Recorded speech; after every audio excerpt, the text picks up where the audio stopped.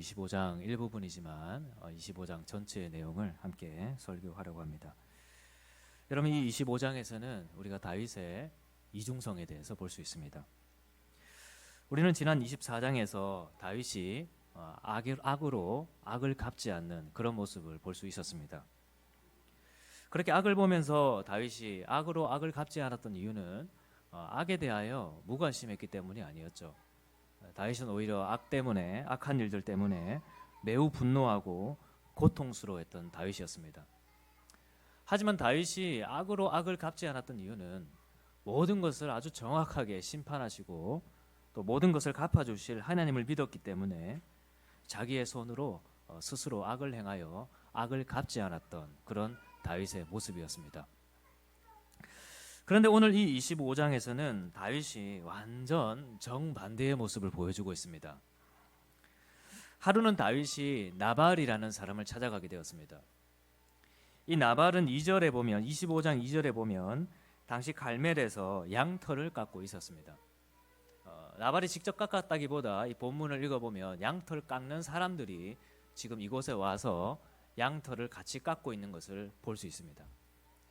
당시 양털을 깎고 있었다는 것은 그냥 매일매일 일어나는 그런 사건이 아니라 1년 중에 어떤 특별한 일이었습니다. 마치 농사를 지어서 농작물을 수확하는 사람들과 같이 목축업을 하는 사람들에게 있어서는 이 양털을 깎는 날이 일종의 수확의 계절입니다. 그래서 8절에 보면 이 날을 가리켜서 좋은 날이라고 표현하고 있습니다. 내가 좋은 날에 왔다. 지금 이 나발은 하나님께서 주신 일종의 소득들을 수확하면서 잔치를 벌이고 있는 그런 상황 중에 있었던 겁니다. 그래서 다윗은 이 나발을 찾아가서 나발에게 먹을 것을 좀 구하게 되었습니다. 다윗이 지금 600명과 함께 떠돌이 생활을 하고 있었지 않습니까? 먹을 것이 필요했습니다. 당시 유대인의 관습에 보면 하나님께서는 자기 백성들에게 이렇게 나그네와 가난한 자들을 절대로 외면하지 말라고 말씀을 하셨습니다. 특히나 이 추수의 때나 어떤 잔치를 벌이는 때가 되면 의무적으로, 우리가 룻기를 보면 알 수 있죠, 의무적으로 가난한 자들을 위해서 먹을 것을 내어주도록 하나님께서 그렇게 말씀을 해주셨습니다. 왜냐하면 하나님께서 우리에게 소득을 주신 것은 우리 자신만을 위해 사용하라고 주신 것이 아니고 이것을 가난한 자들과 연약한 자들과 함께 나누어서 우리 모두에게 하나님의 은혜가 있다는 것을 나타내게 하기 위해서였습니다. 그래서 우리는 가난한 자들과 연약한 자들을 위해서 기도하면서도 또 하나님께서 그들을 먹이시고 채워주실 것을 기도하면서도 하나님께서 그 일을 나의 손을 통해서 하신다는 것을 알아야 됩니다. 하나님은 우리에게 주신 소득을 통해서 이렇게 부족한 자와 가난한 자와 연약한 자들, 이 다윗과 같이 나그네와 같은 자들을 하나님은 입히시고 은혜를 베푸시는 분입니다. 이런 면에서 볼 때 이 나발은 마땅히 다윗에게 먹을 것을 내어주어야 했습니다. 나발은 하나님께 은혜를 받은 자였습니다. 다윗은 지금 나그네였고 또 다윗과 함께하고 있는 사람들도 어떤 사람들이었나 하니까 환난을 당한 사람들, 빚진 사람들, 마음이 원통한 사람들이었습니다. 다윗과 함께하고 있었던 사람들도 다 도움이 필요한 사람들이었습니다. 더군다나 이 나발은 과거에 다윗에게 은혜를 입었던 적도 있었습니다. 우리가 25장 본문을 읽어보면 이 나발의 양떼들과 목자들이 들판에 있을 때 이 다윗과 다윗의 사람들이 그 목자들을 지켜줬던 이야기들이 기록이 되어 있습니다. 그러니까 나발은 하나님께 은혜를 받아서 부자가 되었던 사람이었을 뿐만 아니라 다윗에게도 은혜를 입었던 사람이었습니다. 만약 다윗이 그때 양떼들이 어느 정도 규모였는지 모르겠지만 그 양떼들과 목자들을 지켜주지 않았더라면 이 나발의 재산에 큰 손해가 있었겠죠. 나발은 하나님께 은혜를 입었을 뿐만 아니라 다윗에게 은혜를 입었던 사람이었습니다.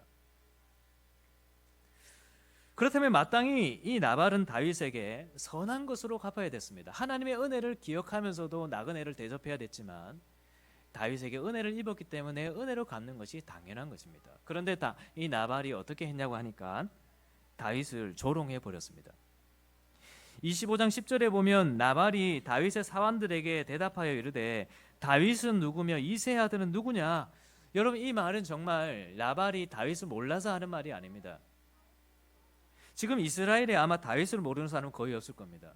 다윗은 골리앗을 죽인 사람이었습니다. 왕의 사위였습니다. 왕의 호위 대장이었습니다. 더군다나 나발은 25장 3절에 보면 갈렙 족속이라고 되어 있습니다. 이 갈렙 족속은 유다 지파 사람입니다. 다윗도 유다 지파 사람이죠. 같은 지파 사람입니다. 이 나발이 다윗을 몰랐을 가능성은 거의 없어 보입니다. 그런데 나발은 이 다윗을 그렇게 조롱하고 있는 것입니다. 다윗이 누구야 도대체? 어떤 사람이야? 난 그런 사람 몰라. 무시하는 것이죠. 그랬더니 다윗이 어떻게 하냐 하니까 13절에 보면 당장 400명을 무장을 시키고 이 나발의 집을 쳐들어가게 됩니다. 그리고 나발만 죽이려고 했던 것이 아니라 이후에 34절에 보면 나발의 집에 있는 모든 남자들을 다 죽이려고 했다는 것을 볼 수 있습니다. 여러분, 우리가 이 장면을 보면 어떤 장면이 떠오릅니까? 우리는 지난 바로 앞장 24장에서의 다윗의 모습을 떠올릴 수 있습니다.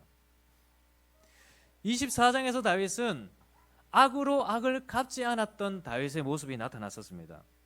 친히 자기의 손으로 악으로 악을 갚지 않는, 복수를 하지 않으려고 하는 다윗의 모습이 있었죠. 그런데 지금 25장에서는 스스로 복수를 하려고 하고 있습니다. 단순한 복수가 아니라 아주 불의한 복수였습니다. 다윗의 모습은 아주 불의한 것이었습니다. 물론 나발이 행한 것도 나쁜 일이었지만 이 일에 대해서 나발뿐만 아니라 그 가족들, 그 아들들까지 다 죽이는 것은 정말 나쁜 일이었습니다. 다윗의 이중성을 볼 수 있는 본문이죠. 여러분, 이런 다윗의 모습을 보면 어떤 생각이 드십니까? 지난 주간에 교회를 다니지 않는 어떤 분과 대화를 하다가 최근에 사회적으로 잘못된 일을 했던 어떤 스님 이야기를 들을 수 있었습니다. 그러면서 그분 이야기가 스님이 어떻게 그러실 수 있냐고, 유명한 분이셨는데 그렇게 유명하고 또 사람들에게 존경을 받는다고 하는 사람들이 어떻게 그렇게 할 수 있냐고 저에게 이야기를 했었습니다. 그 이야기를 듣다가 제가 우리도 우리 스스로를 돌아봐야죠 그런 얘기를 했습니다. 그 스님만 그런 것이 아니고 목사님들 중에서도 그런 사람들이 있고 사회적으로 존경을 받는 사람들, 교수님들, 지식인들, 선생님들 중에서도 그런 사람들이 있다고 얘기를 했습니다. 제 말은 그런 일을 한 사람들이 대수롭지 않다, 그런 말이 아닙니다. 정말 큰 일이죠. 정말 잘못된 일입니다. 지금 이 다윗도 그렇습니다. 다윗이 한 행동은 정말 잘못된 일이었습니다. 다윗은 지금 심각한 이중성을 보여주고 있습니다. 하나님을 믿는 사람들이 어떻게 이런 이중성을 보일 수 있습니까? 심각한 일입니다. 그런데 그런 일이 우리 속에도 일어날 수 있다는 것입니다. 우리는 얼마든지 이중적으로 살아갈 수 있습니다. 우리는 얼마든지 우리 속에서 이중성을 나타낼 수 있는 사람들입니다. 여러분, 사실 그렇습니다. 우리는 우리의 삶을 한번 돌아보면, 지난 한 주간의 삶을 한번 돌아봅시다. 우리는 얼마나 이중적으로 살았습니까? 어떤 경우에서는 아주 선하고 아주 정의롭고 또 아주 믿음이 분명한 것처럼 행동하다가도 또 어떤 경우에서는 아주 악하고 아주 불의하며 때로는 믿음이 전혀 없는 것처럼 행동하기도 합니다. 저랑 대화했던 그분은 제가 이런 말을 하니까 저는 그래도 절대로 그런 일은 안 할 거예요 라고 말하던데, 여러분, 사람은 어떤 환경이 되고 우리를 유혹하는 사탄의 유혹이 있으면 우리는 언제든지 죄를 지을 수 있는 연약한 자들입니다. 여러분, 우리는 부패하고 연약한 존재입니다. 이중적인 사람입니다. 이것은 구원받은 사람에게도 마찬가지입니다. 놀랍게도 그렇습니다. 로마서 7장에 보면 사도 바울은 이렇게 고백합니다. 내가 원하는 바 선은 행하지 아니고 나는 선을 원하지만 선을 행하지 않고 있다. 도리어 원하지 아니하는 바 악을 행하는도다. 우리 구원받은 자들은 선이 무엇인지 압니다. 그리고 선을 원합니다. 하지만 선을 행하지 못하는 이중성을 가지고 있습니다. 내 속사람으로는 하나님의 법을 즐거워하되 내 지체 속에서 다른 한 법이 내 마음의 법과 싸워 내 지체 속에 있는 죄의 법으로 나를 사로잡는 것을 보는도다. 그러면서 오호라 나는 공고한 사람이로다. 누가 이 사망의 몸에서 나를 건져내랴? 여러분, 우리는 공고한 사람들입니다. 우리는 부패한 자들입니다. 우리는 죄인 중에 괴수입니다. 우리는 만삭되지 못하여 난 자와 같은 연약한 자들입니다. 우리는 얼마든지 이중적일 수 있는 사람들입니다. 얼마든지 겉과 속이 다를 수 있으며 집에서 하는 행동과 밖에서 하는 행동이 다를 수 있는 존재들입니다. 여러분, 지금 다윗이 그렇습니다. 무엇이 다윗의 재성을 건드렸을까요? 자존심이었을까요? 자기도 목축업을 하는 사람이었지만 이제는 왕이 될 것이라 하나님께 기름 부음 받는 자가 되어서 그런지 목축업을 하는 사람이 돈 좀 벌었다고 감히 나를 모욕해? 뭐 이런 것이었을까요? 사울이 다윗에게 그렇게 했을 때는 다윗이 그렇게 안 느꼈잖아요. 강한 자 앞에서는 약한 모습을 보였다가 약자 앞에서는 강한 모습을 드러내는 그런 다윗입니까? 그런 것을 건드렸을까요? 어쨌든 선을 향한 열심은 아니었을 겁니다. 다윗이 지금 분노하고 폭발하도록 하는 무언가가 있었을 거예요. 우리에도 각자 그런 것이 있습니다. 그리고 그런 것들 때문에 우리는 언제든지 이 다윗과 같이 이중적이고 악을 행할 수 있는 자들입니다. 우리는 오늘 이 다윗을 보면서 우리 스스로를 봐야 됩니다. 우리 주변에 다윗과 같은 사람들을 보면서 어떻게 목사님이 저럴 수 있어? 스님이 저럴 수 있어? 어떻게 선생님이 저럴 수 있어? 라고 하기보다 우리 스스로를 우리는 먼저 돌아볼 수 있어야 돼요. 우리도 얼마든지 그렇게 행할 수 있는 자들입니다.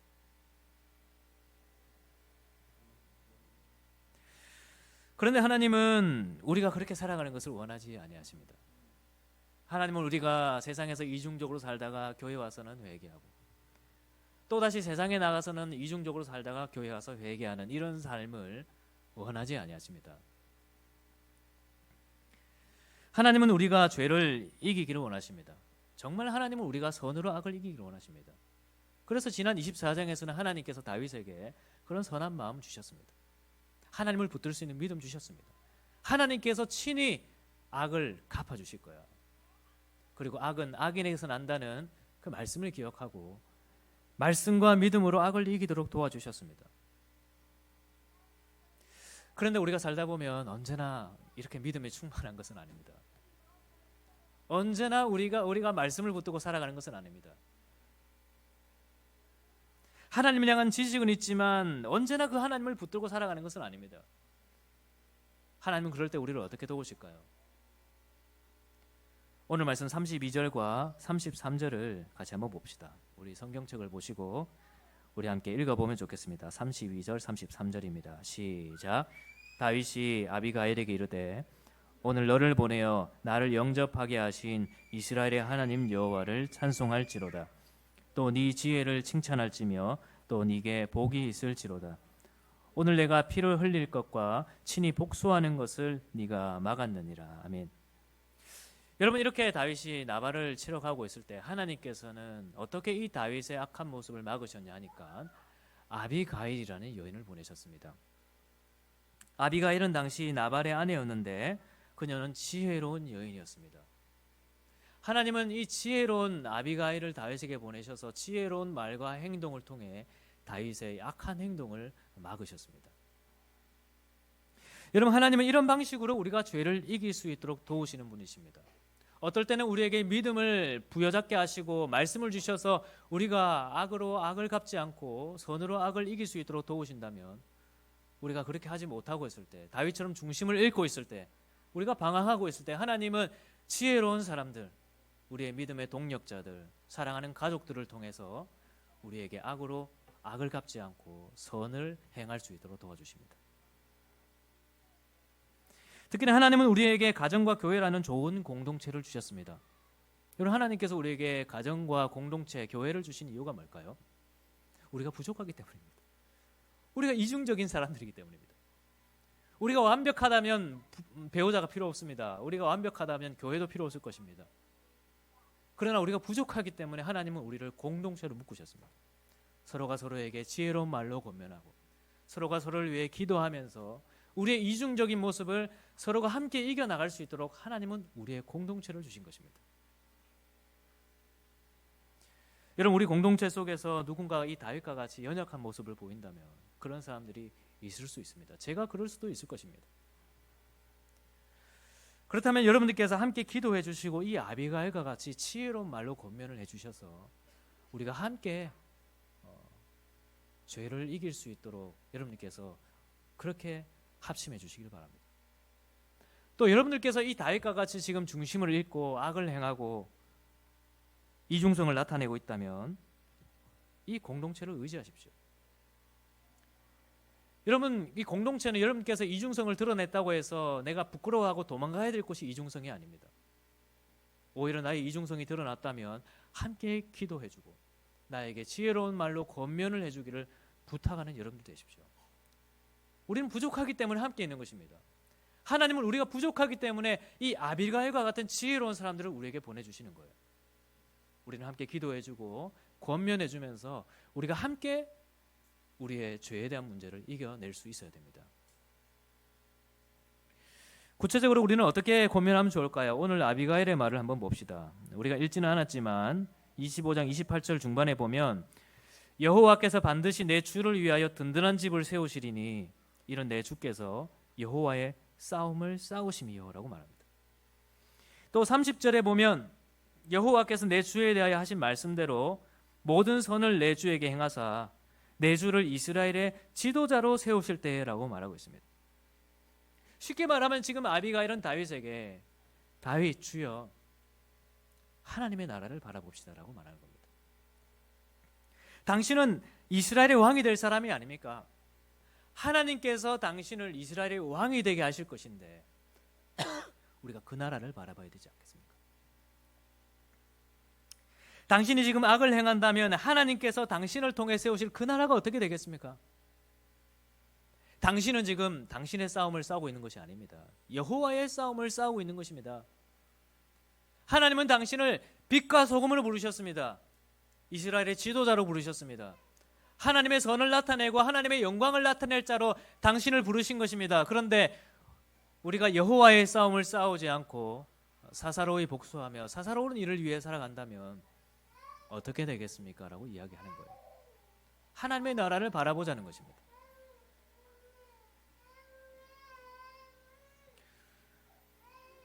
여러분, 아비가일은 하나님의 나라를 바라보는 사람이었습니다. 그리고 다윗에게 그 하나님의 나라를 바라보자 했습니다. 우리도 이런 말로 서로 권면해야 됩니다. 누군가가 다윗과 같이 중심을 잃고 악을 행하려고 하고 있을 때 우리는 하나님의 나라를 바라보자고 이야기해야 됩니다. 하나님의 나라와 그 의를 바라보자고 이야기해야 됩니다. 이 아비가일은 나중에 다윗의 아내가 됩니다. 정말 1등 배우자감이죠. 우리 청년들 중에 배우자를 찾는 분들이 있다면 이 아비가일과 같은 사람들을 찾으시길 바랍니다. 지혜로운 사람, 하나님의 나라를 바라보는 사람, 어떠한 어려움이 있더라도 하나님의 나라를 바라보자고 이야기해 줄 수 있는 사람, 그것이 여러분들이 찾아야 될 배우자입니다. 우리 가을에 우리 3명의 청년이 이제 결혼하게 되는데 우리 결혼하는 이유가 무엇입니까? 우리 결혼하는 청년분들 결혼하는 이유가 뭡니까? 우리는 부족하기 때문에 결혼하는 것입니다. 우리는 이중적인 사람이기 때문에 결혼하는 거예요. 하나님은 창세기에서 지으신 모든 것이 보시기에 좋다 하셨는데 사람이 혼자 사는 것이 좋지 않다 하셨습니다. 그렇기 때문에 하와를 지으시고 서로 결혼하게 하셨습니다. 그리고 그 모습이 심히 보기 좋으셨다 말씀하셨습니다. 하나님은 이중적인 사람들, 우리와 같은 연약한 사람들 때문에 배우자를 만나게 하시고 결혼을 하게 하신 것입니다. 여러분, 좋은 배우자는 어떤 사람일까요?